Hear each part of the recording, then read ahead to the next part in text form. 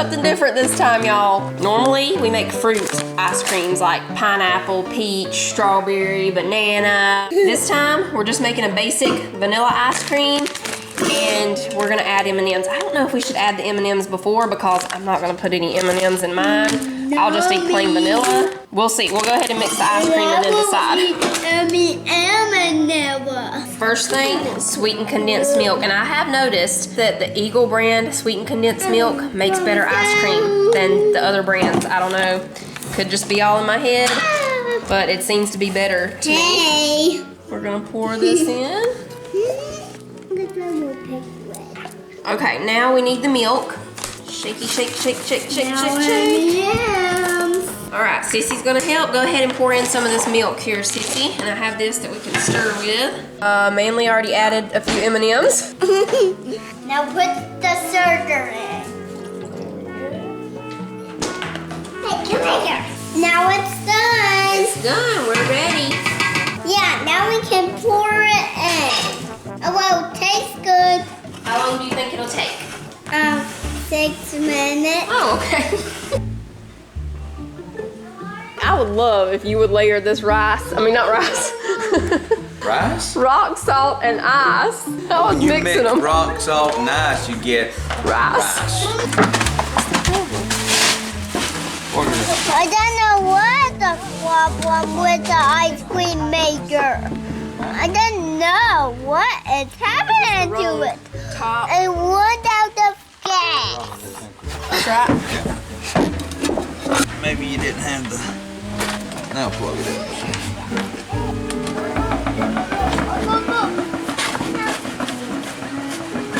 There we go. Sometimes you gotta help your ice cream Yeah, you maker. gotta help it out. That's what I'm here to do. And they never last. If this one lasts us through this summer, this will be the first ice cream maker that has lasted more than 1 year. Right. Let's just say it like everybody does. They don't make them like they used to. No, you normally have to replace them every year. Well, we make a lot of homemade ice cream too, though. Yeah. See, she already put the ice. Now I'm putting the rock salt. Don't be shy with that rock salt. You're going to use a whole box of rock salt and probably a whole 10-pound bag of ice. It takes about 20 to 25 minutes, and then you got some real good ice cream.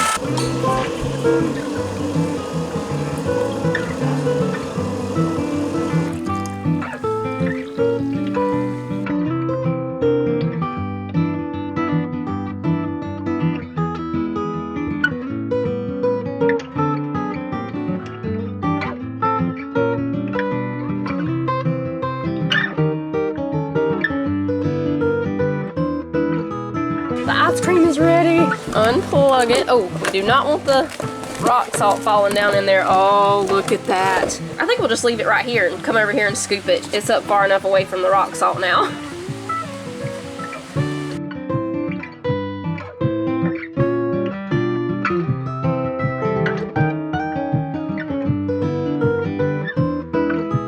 Is it good? Yeah.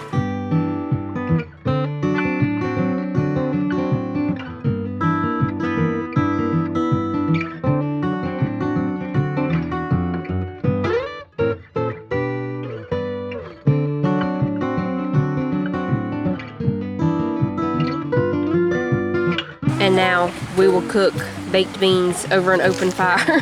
We made hot dogs for lunch today, and we were gonna make these baked beans to go with the hot dogs and the corn, but we forgot about the beans. Until after we finished eating, I was like, oh yeah, we were gonna make baked beans. We have lots of hot dogs left, so we're gonna make them to go with the leftover hot dogs.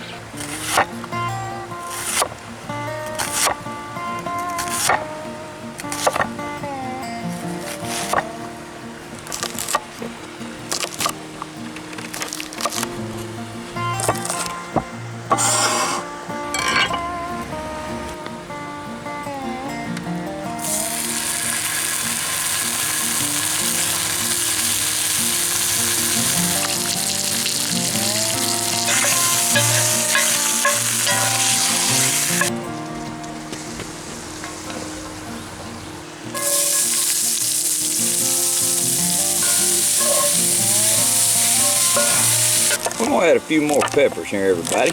As you can see, I've already removed the bacon. Add these extra peppers here. Bush's baked beans going in.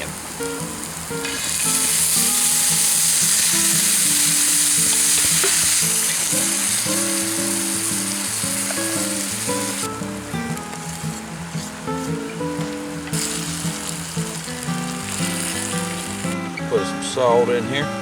Take you a little bit of black pepper in there.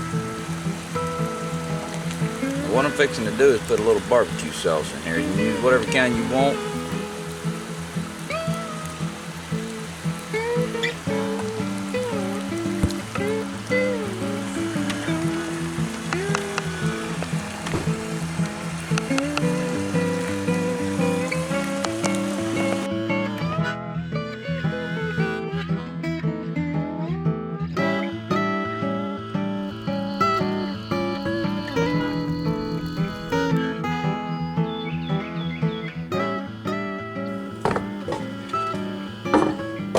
Good morning, everybody. It is Monday morning.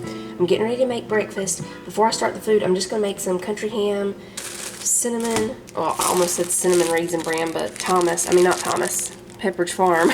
They call it raisin cinnamon. Anyway, we're gonna make some of that toast with country ham, grits, and eggs. But first, I'm gonna make a copycat orange julep recipe. Now, this is the recipe, well, I'm not sure if it's their exact recipe, but it's a copycat recipe from the Applewood Farmhouse restaurant in Sevierville. It's just outside of Pigeon Forge, Tennessee. We ate there the last time we went to the mountains, and they give you, everybody, like no matter what you order, they give you a little cup of the orange julep, and you get apple fritters, and I think they have different things now, like a muffin and different stuff like that. But anyway, when we went, they gave the orange juleps and an order of the apple fritters that you dip in their apple butter. It was amazing. So we're gonna make this orange juice drink. First we need, surprisingly, it has more apple juice than orange juice in it. We need 1 quart of apple juice. So I have a 2-quart container here. We'll pour half of this in.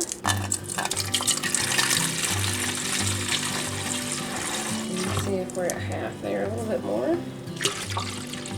Now, I saw some other orange julep recipes that had like eggs and all kind of other stuff in it, so that may be like the real true orange julep, but this, like I said, is just the copycat recipe of the one at this restaurant in the mountains. All right, now we're gonna put 1 cup of orange juice.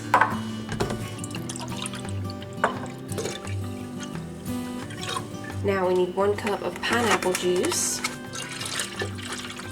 Alright, and the last thing is a 1/4 cup of lemon juice. I'm gonna have to squeeze a lemon for that. We'll use the juicer so we don't get any seeds, but I don't think this lemon had any seeds anyway. 1/4 cup. Okay, so now I'm gonna taste it. This picture would have held a double batch of this recipe.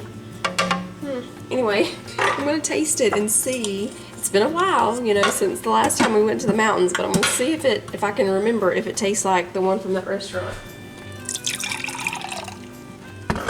From what I remember, it's very close to it, but I don't think they have as much of the pineapple as this has. This tastes a little too pineapple-y to match it, all the way. It is good though. Like, I like orange juice, but sometimes it's a little too orangey. How could that be possible? I don't know, because it's orange juice. But, it has a little bit too much of a bite to it in the morning. This softens up the orange juice a little bit. It calms it down a little bit. It's good. And it feels like it's a fancy breakfast beverage when it's just a bunch of juices mixed together.